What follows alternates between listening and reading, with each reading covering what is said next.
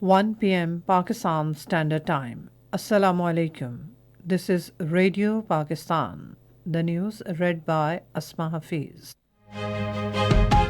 First, the headlines. Meeting of Federal Cabinet under the chair of Prime Minister is in progress in Islamabad. Pakistan and International Monetary Fund have reached a staff-level agreement on the second and final review under standby arrangement.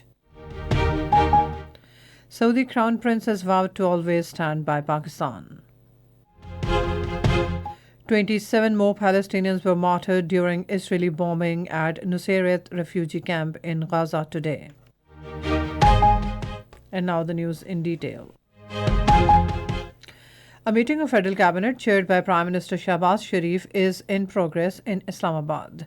It is discussing overall economic and security situation of the country. Pakistan and International Monetary Fund have reached a staff-level agreement on the second and final review under standby arrangement. This came during meetings between Pakistani authorities and the IMF team led by Nathan Porter in Islamabad. Pakistan will receive $1.1 billion after approval from the IMF's executive board.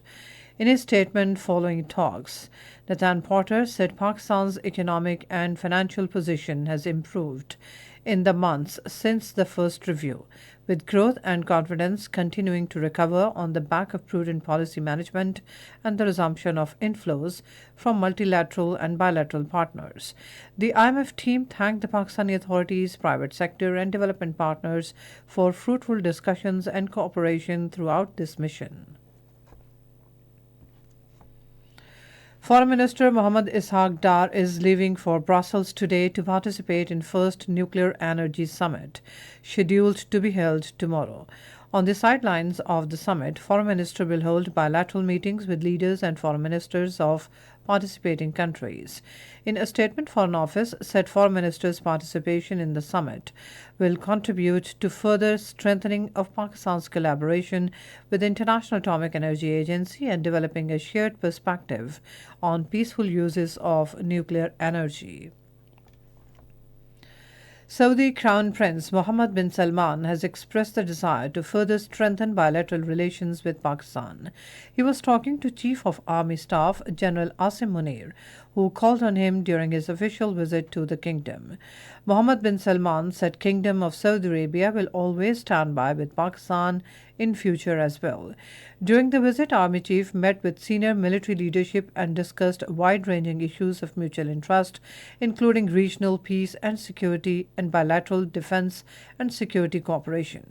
Army Chief thanked the Saudi leadership for the warm sentiments and support for Pakistan.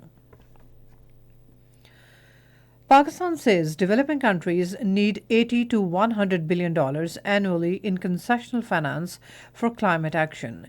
In a statement during a meeting of Group of Friends for Sustainable Energy in New York, Pakistan's permanent representative to the United Nations, Munir Akram, said without concessional finance, achieving climate goals is at risk. He urged the need to build synergies between the UN, public, and private sectors in order to scale up investment in sustainable infrastructure for the energy transition. At least 27 Palestinians were martyred in an Israeli bombing of a house at Nusayrat refugee camp in Gaza. Over 31,000 Palestinians have been killed and more than 73,000 injured in Israeli attacks on Gaza since October 7 last year. United States Secretary of State Antony Blinken says 2 million Palestinians are experiencing severe levels of acute food insecurity.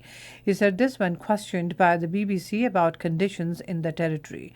Mr. Blinken called on Israel to prioritize providing for those in need. UN agencies have said North Gaza could face famine by May without a pause in the fighting and a surge in aid. International Day of Happiness is being observed today. The United Nations has called for a balanced approach to economic growth that promotes the happiness and well-being of all peoples. And that's all from the newsroom. For more news and analysis, log on to our website radio.gov.pk and also watch live video streaming of our bulletins on the link facebook.com/Radio Pakistan News Official.